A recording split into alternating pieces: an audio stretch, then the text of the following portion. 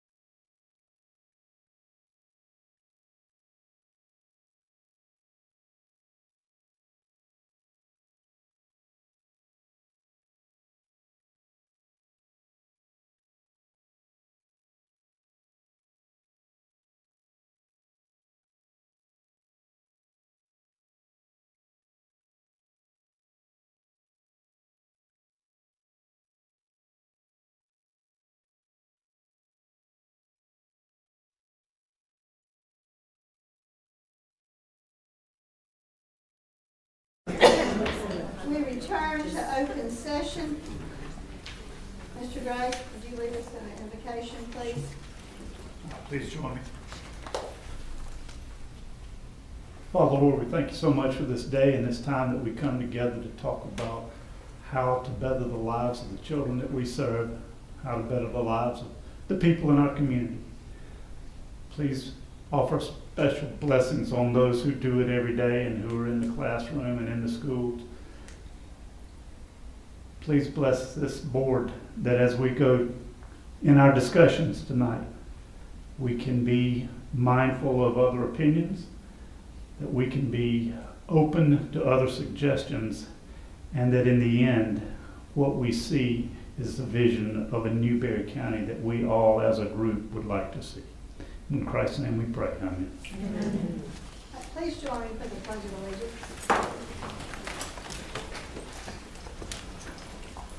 Pledge allegiance to the flag of the United States of America and to the republic for which it stands, one nation, under God, indivisible, with liberty and justice for all. We'd like to welcome all of you that are here with us this evening, and we'd like to welcome our media that is watching us online. Is there any action from executive session? If you need to accept those resignations. Yeah, we need to. I move we accept administration's recommendations for resignations. Do I have a second? Second. All those in favor? Aye. All right, and we did not have anyone sign up this evening for public forum. Without objection, the August 25th, 2025 board meeting minutes will be approved. All right, Ms. Blake, did you have anything urgent? Probably just a bit of update. Legislature's in session. We just got a memo that again updates the live streaming, which we already do. That was the only thing that they had put up again. Okay. All right, we've already done that one just a little bit this evening too. Okay, and now we move to our action items. And the first one this evening relates to us as a board. It's that time again. We need to select our delegates for the 2025 Delegate Assembly in December. Do I have any volunteers? Okay, now everybody's speaking at once. Madam Chair, I think that was an excellent opportunity to see the inner workings of the South Carolina School Boards Association, and I think it's an opportunity that each of us would enjoy and would benefit from. So I would suggest we consider a rotational basis for this participation. All right, well, Which means I went last year. Okay, I will go ahead Okay, and take my turn. All right, okay, thank you, Ms. Timlin. Okay, Mr. Gray. I saw your eyes. All right, we need another. Ms. Lake, would you take a turn? I think I will last before you. Because I had many, many years in a row, nobody gave me a turn. I wouldn't last. Mr. I Bledsoe? move. All right, I thank love you. it, yeah, I serve my community. All right, Mr. Bledsoe, we'll do it. All right. And you hear, all of us in the audience hear us making such a to-do about this. You would have to attend one of these to understand the lack of enthusiasm we seem to show to volunteers. So. It's okay. All right, I'll did you volunteer get, for next year. okay. Did you get that? Okay. It's just 4 extra. All right, so we, Ms. Deborah Templin and Mr. Ike Bledsoe have graciously volunteered to serve as our voting delegates at the 2025 Delegate Assembly. Thank you very much. All right, and now we go to Dr. Jenkins.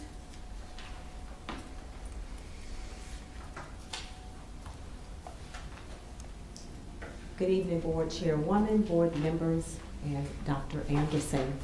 You have before you for the second reading, policy GCLE, unencumbered time for elementary school nurses.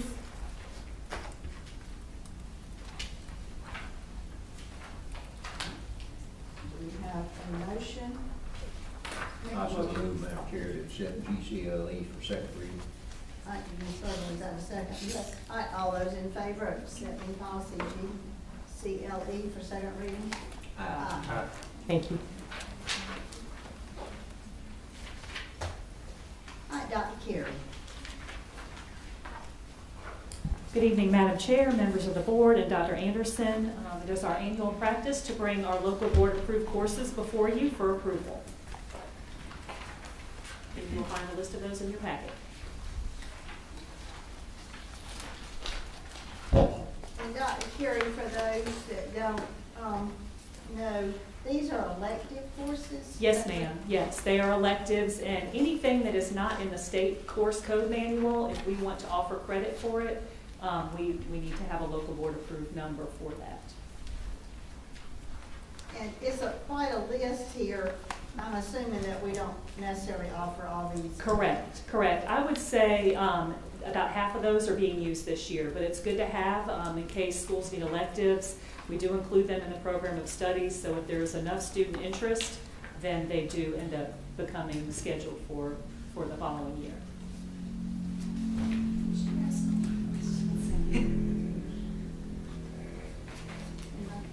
Yeah, I got Something? questions. Did you say something? I did. Oh. Go ahead. I just said that Ms. Metz asked all the questions I was going to ask. On page, on the science fiction and fantasy literature, Yes. there's a phrase that says, much of it quite sophisticated. Does that mean controversial?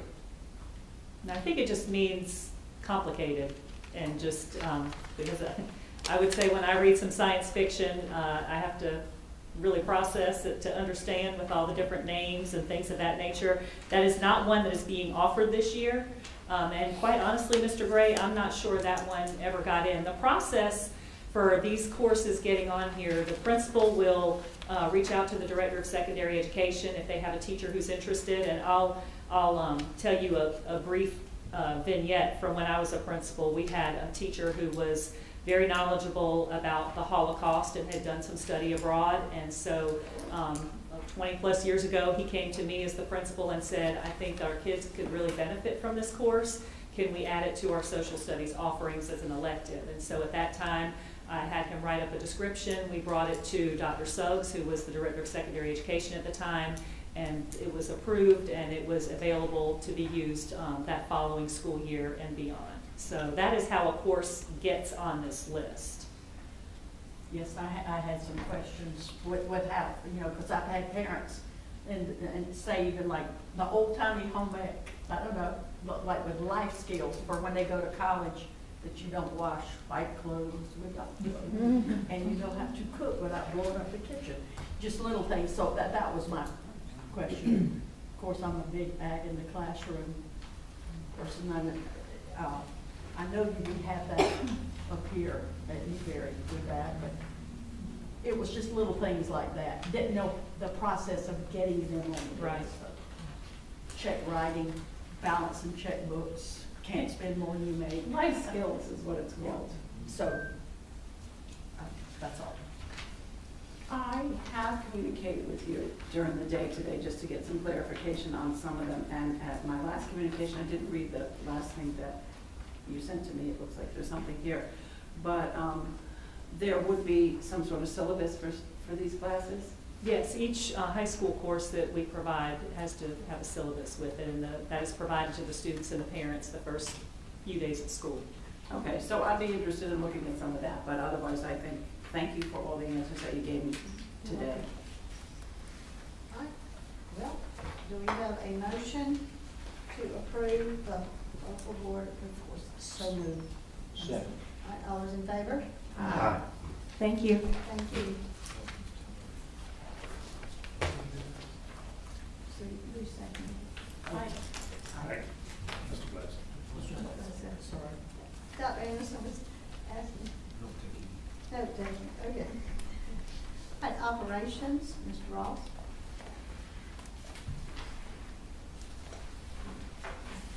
Madam Chair, members of the board, Dr. Anderson, you have in your packet policy DE, board meetings for first reading.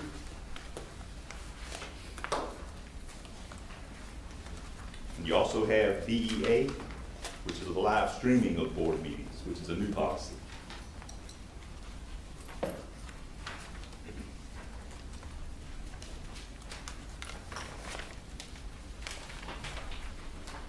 Question of clarification, all the red is new, Yes, ma'am. correct? Okay. And then you also have in red this struck out. Right.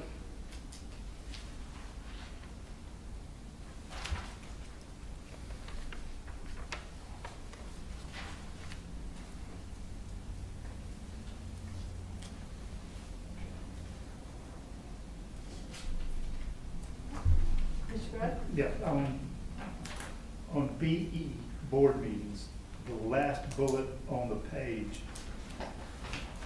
does that refer to when a quorum cannot be reached days prior to the meeting?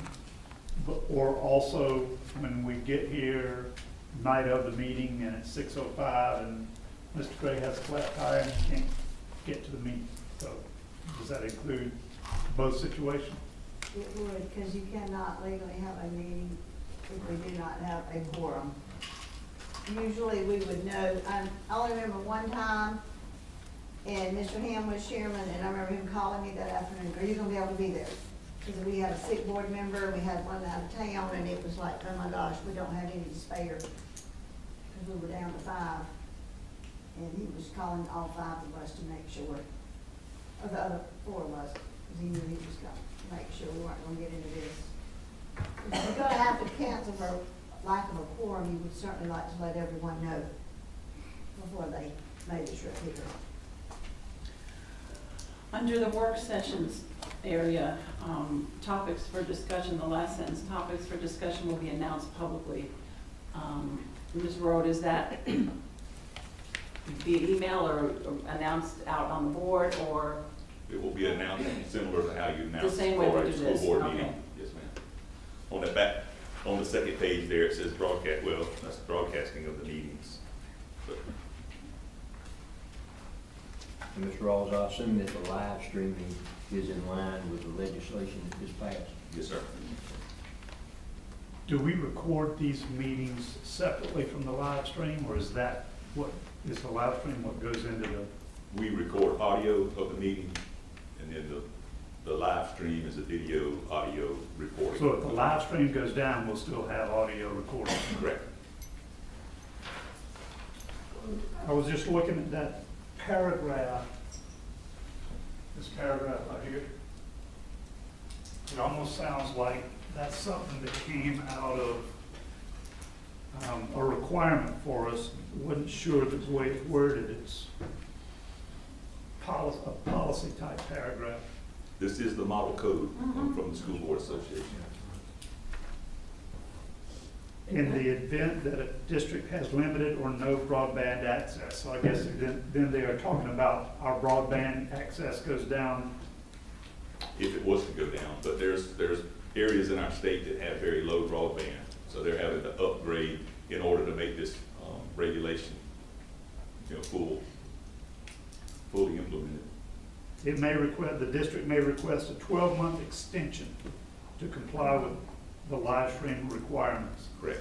So if our broadband goes down, we can quit doing live stream for 12 months? Well, our broadband can't go down because that's the whole backbone of our instruction each day. Well, our live stream then, if our live stream goes down.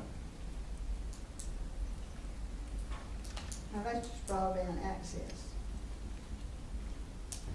I think, like you said, that's for districts in our state that unfortunately don't have. Okay, so then is this paragraph pertinent to us? It would be in the failure of any equipment that went down. Okay, so then if the equipment fails, we have 12 months to fix it. I mean, that's what it says right here. That's what it says. Yeah, I think that's what the legislature required.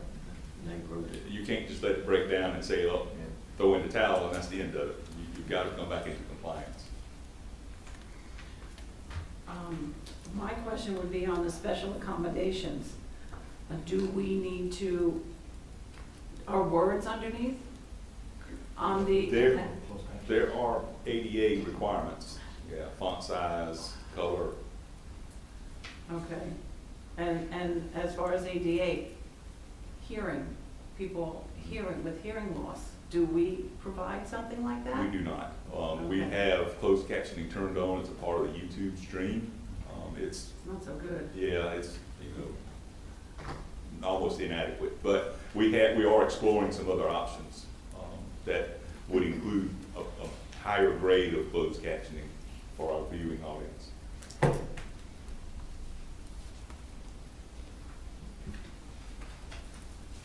Well, I make a motion that, oh, we don't have to do anything with them yet. Yeah, we do. This is Okay. first reading. Ms. Burger, you want to? But it's first reading.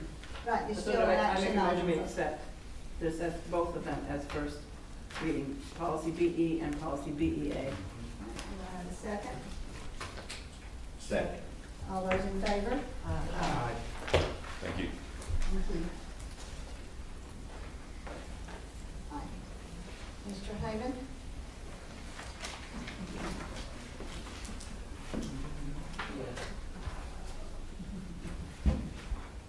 Madam Chair, board members, and Dr. Anderson, I'm presenting the August cash flow report. On the first page, you'll see the cash flow by County Treasurer's General Fund. You'll see that we started August with 24.1 million, and during the month, we had deposits of 5.3 million and claims of 8.8 million. And you can see we ended August with 20.6 million. And if you can see, Mr. Gray, you talked about our federal claims. You can see on 8/26, we received all those federal claims for last year. All right, on the next page, you'll see cash flow by fund. And same total amount, but as it sits at the end of August, we have 12.3 in our general fund, 4.4 in our federal projects, and 3.4 in our state funds, and 500,000 in our other restricted funds. Going to the next page on the tech construction funds, we started August with a balance of 398,000 and ended with 321,000. Purchases during the month were radios for 66,000 and an HVAC unit replacement for 10,000. And this will be the last month. You'll see one column here. We got our bond sale signing this week, so you'll see another column with some more tech construction funds next month.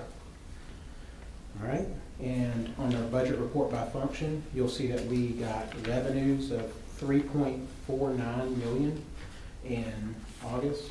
And then if you go to the expenditures, we had expenditures of 7.5 million. Are there any questions at this time?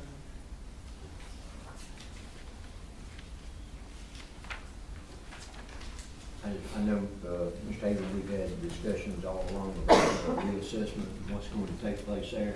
I just wanted to make it clear from the board standpoint that we do not want to increase any millage. We'd like to keep it exactly where it is. And I think you understand that. Yes, sir. As we move ahead in days ahead, what we'll have to do. Yes, sir. We'll keep the same millage. All right. On page 102 of this page. Is that's the expenditures? Yes, ma'am. are you go, did you, on number 181, it just says 181 totals. Yeah, that's usually first steps money. There's nothing there right now. There was no expenditures. It's just sitting there in the budget. I think that's a continuation of adult ed and parenting money, 181. And the 125 hearing handicap totals, do we not have any children with limited hearing in the district? We do.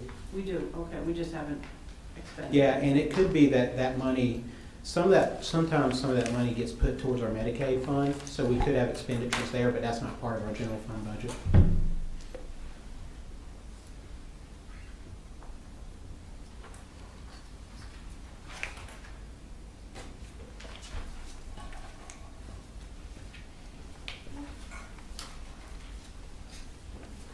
Is that it? Any more questions? On 390, on the very last page, other community service totals, what is that? I believe that's when we do like community events for the community, like stuff, that's like parenting, like stuff where we get the parents involved. We've done things like ice cream, stuff like that. I think that's where we go there. I can't tell you exactly where that what is that 4,500, Nancy, but usually that's what goes in that line item.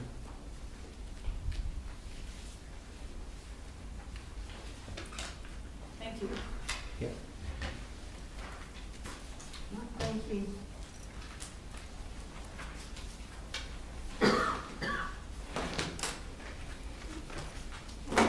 Dr. Jenkins.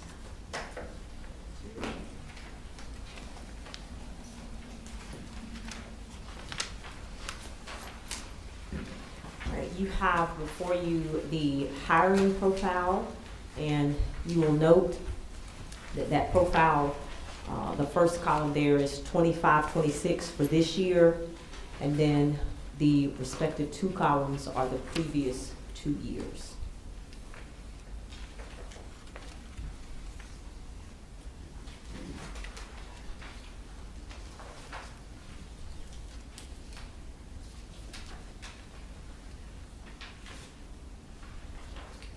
We are fully, I don't want to, fully in capacity, full capacity with our teachers and positions, correct? Yes, ma'am. That's fantastic.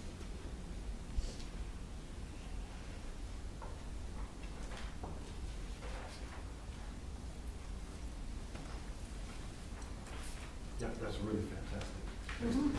Based upon numbers of other school districts and the number of vacancies that other school districts have, that's extremely fantastic for us.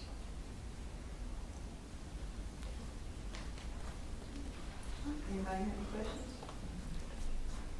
Are you moving on to the? Okay. Yes, we'll also go to the turnover profile.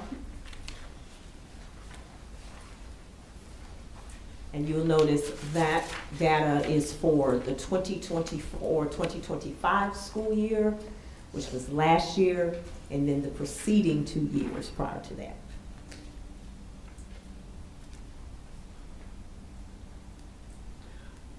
Under the international, Yes, ma'am. turnover means that they left? Basically, that means based on their visa. So they'll Okay. have the 3-year visa, and so it's kind of their time to go, but because they are counted as staff, we would count that as turnover. Do you know how many international teachers we have in the district now? Yes, ma'am, we have a total of 13 presently.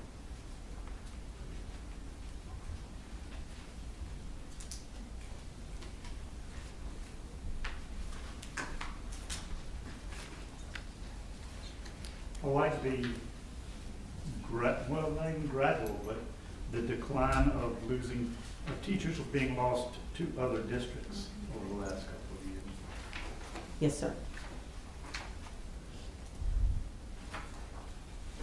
It's a big decline.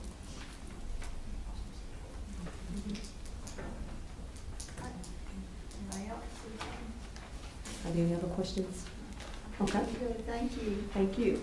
Right, we will move to the admin rule for unencumbered time GCLE, which you also have.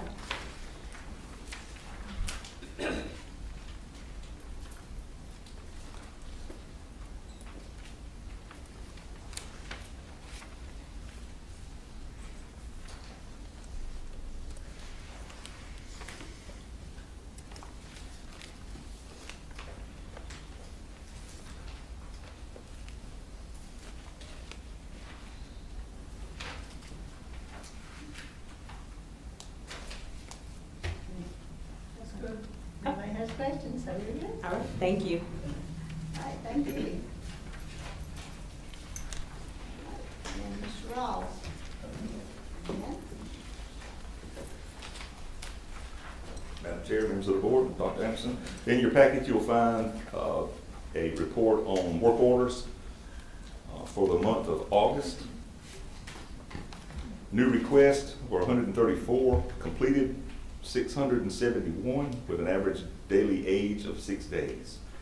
On the 17th, we had 318 open work orders with an average age of 35 days. And then I provided the backup out of the system on those next 2 pages.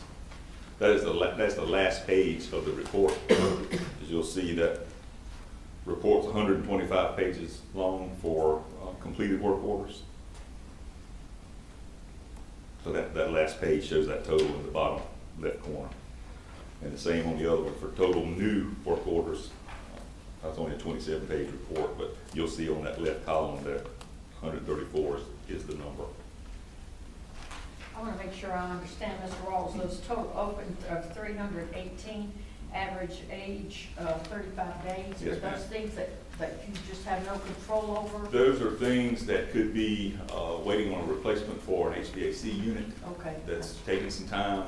We're running into some problems at a couple locations where units were put in some years ago that no longer are being manufactured. So we're having to have a new system engineered for that space. So that runs into a little bit of time. And where are we on updating access points at all our facilities? We are in that process. Most front doors have got electronic access for your card. We are kind of systematically going through and getting those put in as parts are available. So I'd like to say that we could go buy all the pieces and do them all at once, but that's not the case in today's industry. So I was made aware of a facility that has an old style system and a couple of doors, and we can't get replacement parts to repair it. that is correct. Now, what we've been able to do, though, is rob from the schools that have the new card access that had those old slave locks. I call them legacy locks. So we're able to take some that's functioning in another location and move them. But the problem is that they've gotten so old and so outdated that now our current platform for our computers won't talk to the old technology. And there's no patch to make it where we can talk to that technology. So that's what's kind of ramped up our efforts to phase that legacy lock out and go with just the card readers that we've got kind of the standard for our buildings now. Well, to me, when I first thought about it, it was a safety issue, but also we make a big deal out of recruitment and retention for teachers. When teachers get locked out of a facility, that's a very aggravating job. It is. It is. And another piece of that too is to improve the safety and take away the efforts of having to have a brass key to get into the building. You'll get into the building with this. Yeah. Now, if this gets lost, I have the ability to go into the system and pause it or park it. And so it's still sitting out there, but it won't unlock a door. And then when we put our hands back on it and know that it's in the right hands, I can turn it back on. But if it ends up being lost, then we can just cancel out that token, and that one's no good anymore. And I can do that just like that. Where if I lose the ring of keys, you're faced with the possibility of having to re-key the district depending on what level of key got lost. I have no doubt it'll be a better system, but I just wonder how long it's gonna take and what we're gonna go through with it. I mean, I'm hoping that, we'll get the majority of them this school year. Yeah, it'll be to where it'll be a functioning system. Okay. And how about as far as the work orders, some of the things like routine maintenance, like changing light bulbs and things like that? Do we not have somebody that's kind of designated for that? We really don't. That's something that I'm compiling some information for Dr. Anderson now to kind of show some of the places that in maintenance we've got some holes with a very short staff and not able to keep up with the workload. We've leaned on a few outside contractors to come in and help us with that, but I think we're gonna have to look at a comprehensive program for how are we going to accomplish those tasks going forward. I'll bring your attention to one key place is HVAC. With one HVAC tech, it is impossible for that guy to PM every air conditioning unit, which means they're not getting the proper care that they need in order to prolong their life. And so just trying to compile some of that information to get to Dr. Anderson to kind of show him where I'm thinking we need to go and how we're going to come back to you guys and justify the cost in that. Yes, I've heard from a lot of teachers with the air conditioner filters not being changed, and I think that is leading to more breakdowns when you don't. So is it against the law for it to be done by the teacher? I would change mine. It's not. I have.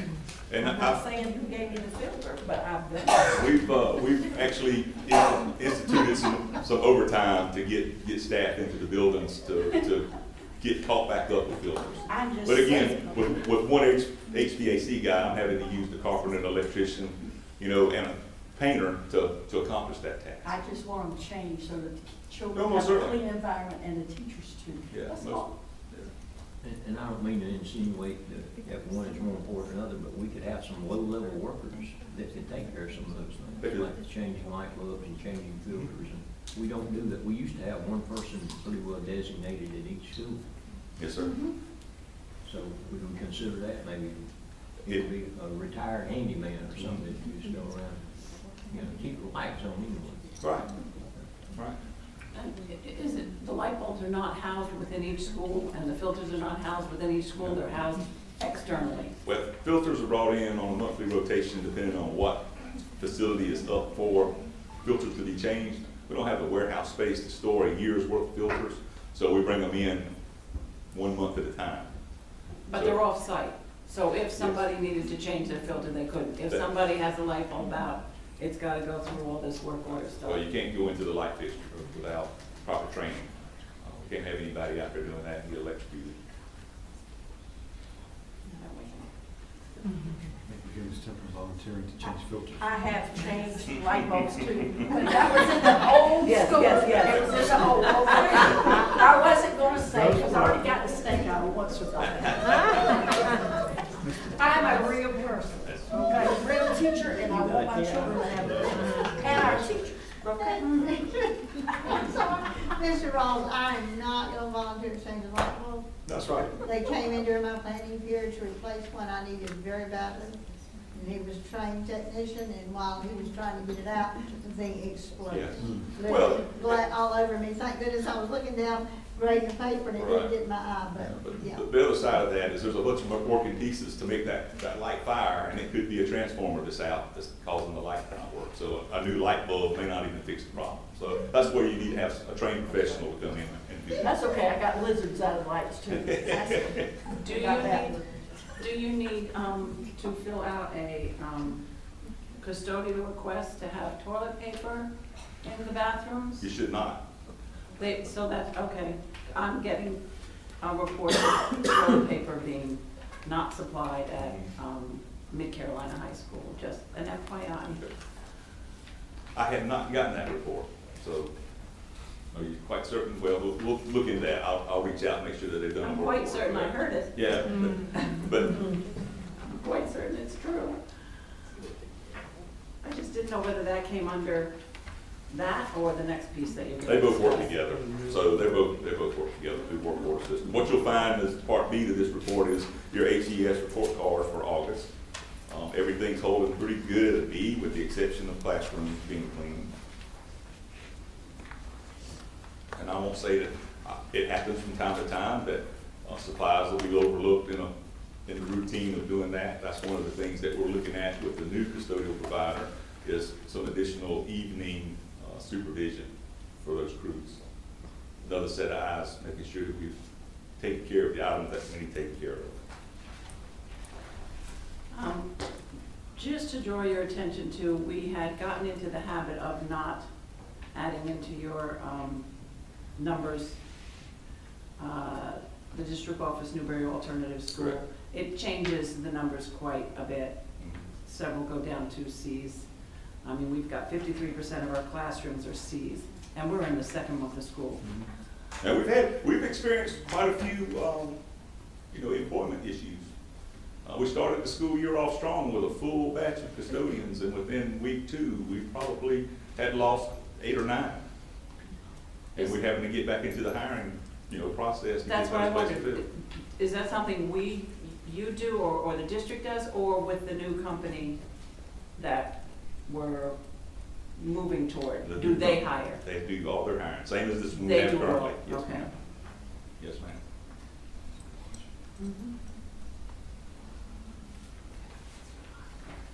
And the new company, Starts December the 1st. that's what I thought, December 1st, so we've got October, November. We're planning a transition time for that week of Thanksgiving. And am I correct that you're gonna have them present at some point in time? We'll be here for October. Okay. Do we expect these to get any better between now and December the 1st? You know, the intent is for them to be better. Yeah, I mean, that's the intent, but. Well, but these guys are rolling out, Right. so what's the leverage to make them do better? Not a whole lot of leverage, other than the short tail, but, So folks just hear that, not a whole lot of leverage. yeah. But I also want you to look at the column of manager response. I mean, he's got one low one, I'm not sure what's going on there, but he does a really good job of addressing any issues that we have across the district. So, That's great, but it's not showing up in the classroom. yeah.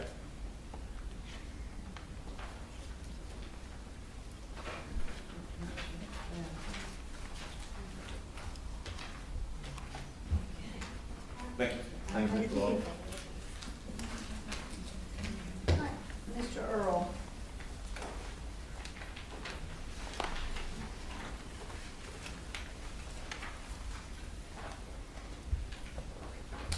Madam Chair, members of the board, Superintendent Anderson, I'll be sharing information from the Student Services Department related to student enrollment, attendance, school climate, and transportation. I must admit this is going to be a difficult task because in my mind right now, all I'm seeing is just tipping and changing the air filter. You just don't worry about that. Who changes them at your house? You do that. So I'm going to try my best to work through this, okay? No, but in all honesty, on the first page of information that you have is school level truancy report. That information is as of September 17th. If you look at the table to the far left, the name of the school, the middle of the table is the number of truant students, and then the total enrollment to the far right of the table.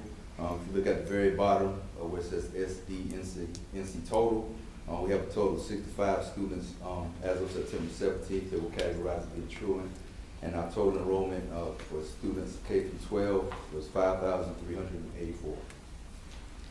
Turn to your second page of information. This is school level hearing office recommendations and suspension report as of, once again, September 17th.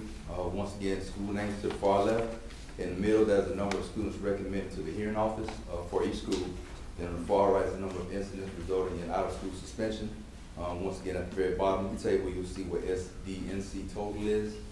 You have 12 as the total number of students that have been recommended to the hearing office at this point. And then on the far right-hand side, you have 109 total incidents resulting in out-of-school suspension at this point in time during our school year.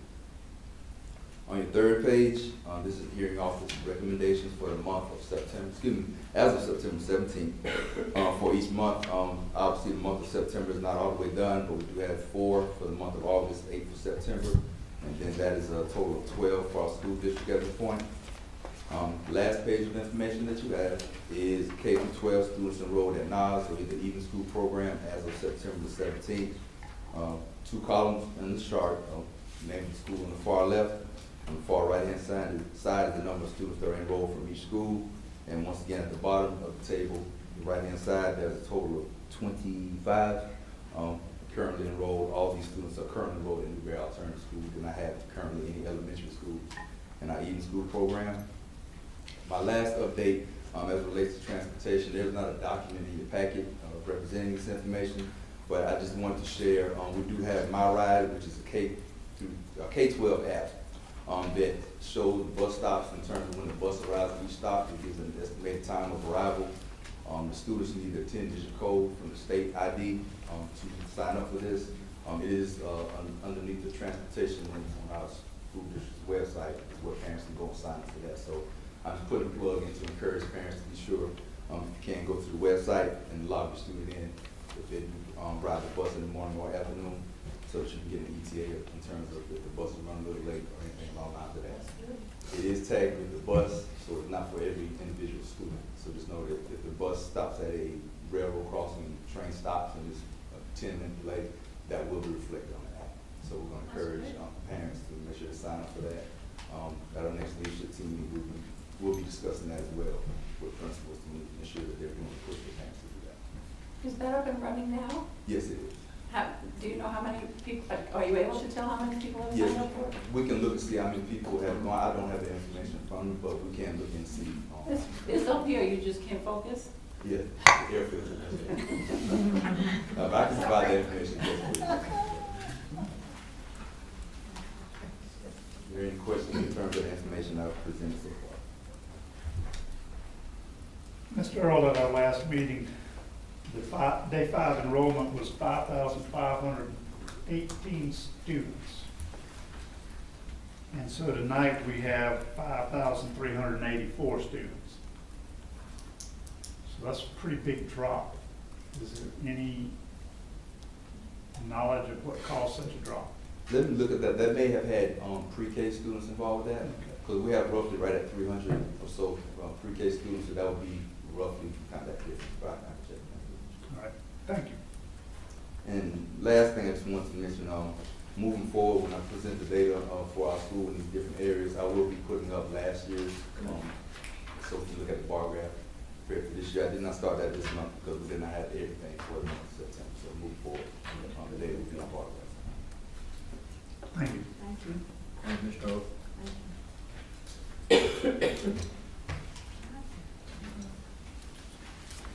All right. So I do have actually 3 reminders, and then we'll move to another piece, but board retreat we have coming up on Monday, October 6th, and that will start at 8:30 in here. All right, so we kind of want to talk around a theme, a unified vision, which is extremely important for all of us moving forward. But again, October 6th, starting at 8:30. Secondly, we will be celebrating on next Monday evening our district retirees, support staff, employees of the year, and teachers of the year, and that will start at 6 p.m. at Redeemer Lutheran Church Gymnasium. I'm saying that. Yes. Okay. And then also on October 24th, and this is prior to our regular October board meeting. That's why I'm announcing, because we won't have another board meeting before then. But I will be, we'll be having our community chat, and I'll be at Mid Carolina High School at 6 p.m. in the Media Center to meet and greet and have conversations with parents and the community. And after that, we'll go out to watch our Mid Carolina football team beat up on Chester High School. Okay. So again, that's October 24th, Friday at 6 p.m. in the Media Center. At our last board meeting, I did ask if we could spend some time telling our own story throughout our school district. And tonight, we have our principal of Little Mountain Elementary, Ms. Kim Mack, who's going to take the podium. She's been the principal at Little Mountain for 16 years. So, about 30 weeks.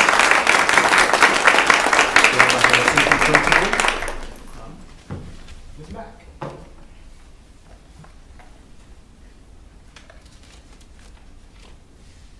Good evening, Madam Chair, board members, and Dr. Anderson. We would like to begin by thanking all of you for this opportunity to highlight Little Mountain Elementary School. Our school is one of the oldest continuously operating elementary schools in the state of South Carolina. In 1909, the cornerstones were laid for the construction of a 2-story brick building, distinguished by its stately white columns at the main entrance. By 1910, the building was complete and opened its doors to generations of learners. Now, let's fast forward to 2025 and see how that rich history continues to shape who we are today. Last year marked an exciting milestone for Little Mountain Elementary, the launch of our very first beta chapter on the mountain. This honor society is open to our 4th and 5th grade students who maintain a strong academic record. And in just our very first year, our betas set the bar high. We are thrilled to share that our chapter brought home first place in the state for performing arts, large group, led by Miss Marcy Blanchard. We also celebrated a 2nd place state finish in accessorized design, guided by Miss Jennifer Jones. Several of our Wildcats also shine as individual state winners. Mara Gainey, 5th place in on-site drawing. Colin Gresham, 4th place in the 5th grade social studies test. Henry Helms, 4th place in drawing. Barrett Havard, 4th place in pottery. Chase Arthur, 5th place in the 4th grade social studies test. Addison Smith, 4th place in sculpture. We are grateful to our Beta advisors, Mrs. Hurley and Ms. Yeager, who have already launched this school year with Beta elections and clear expectations.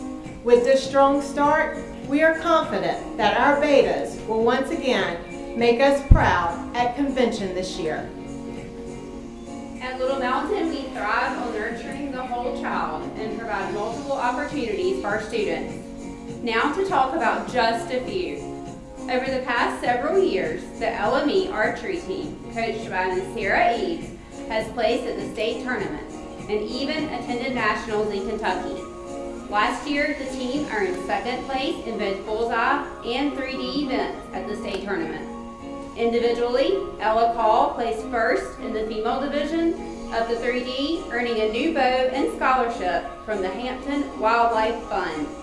Quinn Breyer placed 2nd in the male division of the 3D event. Another opportunity for our students in grades 2 through 5 is to apply and audition for gifted and talented art and music. These programs take place here in Mountain Mines one day each week. Our GT Music showcases student talent through 2 major performances each year, a winter musical and a spring musical. Both are well attended by our community and truly enjoyed by our student body. Be sure to mark your calendars for December and April. We would love for you to join us for these special events. Beyond the stage, our GT Music students also share their talents by spreading joy to the Newberry Council on Aging at the Derrick Community Center, right in the town of Little Mountain. GT Art provides an opportunity for students with strong artistic abilities to highlight and grow their talents in multiple ways. This program not only allows students to showcase their natural gifts, but also pushes them to develop artistic discipline, originality, and a stronger personal style, skills that go beyond what is typically offered in the regular classroom. Now, we ask that you give full attention to the video as we hear from a few of our Wildcats about what makes Little Mountain special and a bit about our Mountain Movers program that is completely community driven.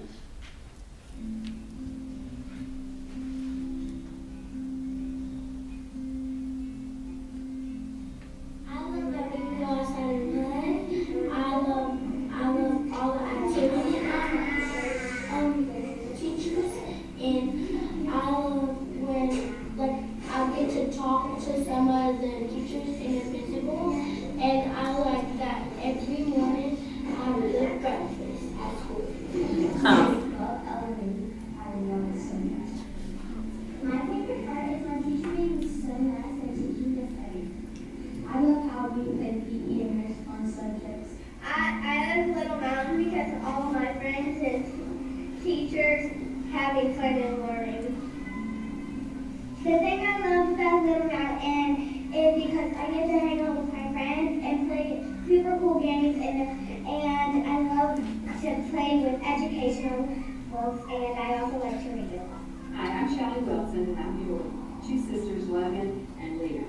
And they're 2 of the beginning students that we worked with here at Little Mountain Elementary. We started this program about 3 years ago. I was new to the community, I was a retired teacher, and I was looking at getting involved. I walked around Little Mountain and fell in love with this little town, and they presented this program, and they welcomed us with open arms. So we started with 7 teachers, and we pulled students out every other week, and the students were identified as either needing maybe help with reading or just relationships and building. Our whole goal was to build relationships. So it's been very successful because Logan we worked 3 years together. She's in middle school now, and we're still communicating. So it's definitely built a relationship. I love this program because it helped me to spend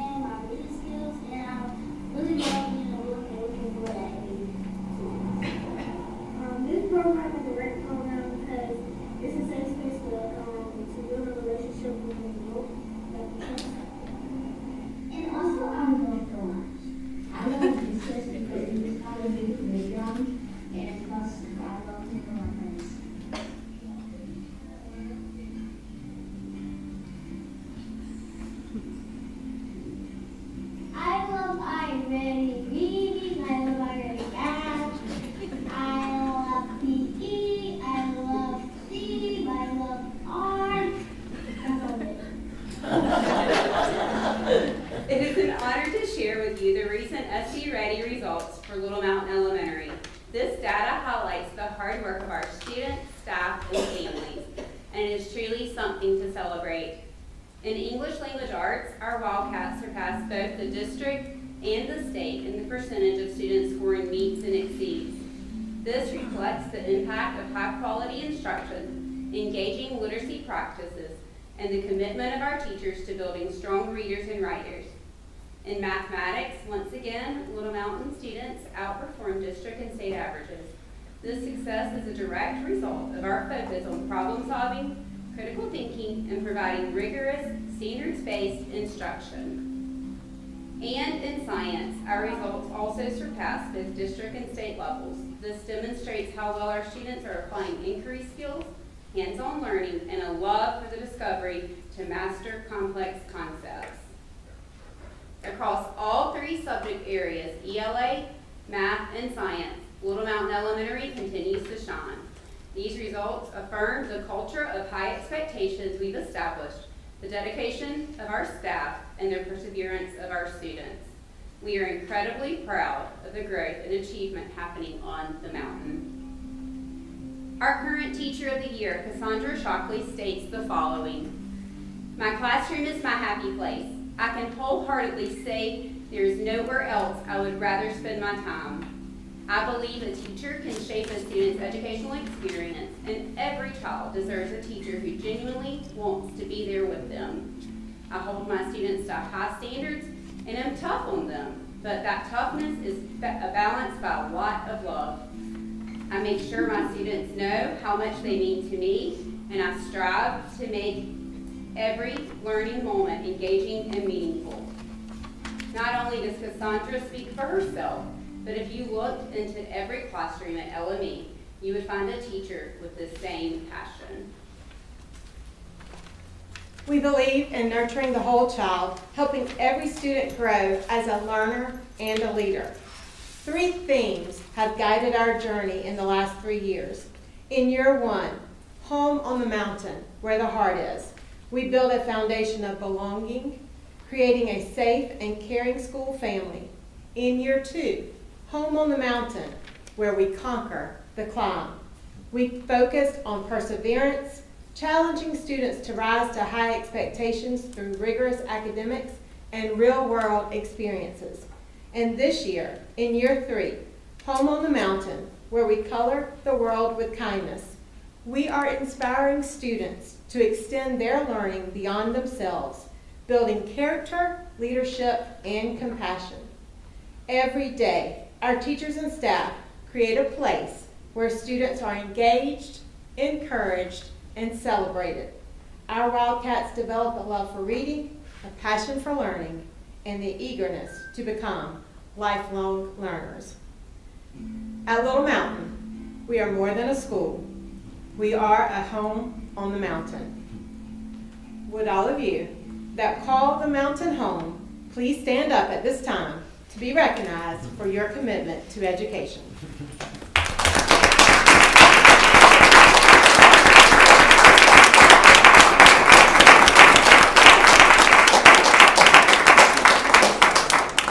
Thank you. Excellent. Madam Chair, that concludes my report. Wonderful, wonderful, wonderful. That was wonderful. Yes. And we're looking forward as we get to highlight all of our schools in the district. It's going to be very exciting to see all the great things going on. Not just, we got great things on the mountain, but I'm trying to think what you would call our other wonderful places. But yes, thank you for the leading us and doing this. I think that's really great for everybody to see. Y'all did such a great job. Sometimes we leave these meetings wondering, why in the world are we doing this? Y'all made it all worthwhile. That's right, that's right. Just don't change your air filters and lights. 2025, not 1819. That's how long you've been around. If there's no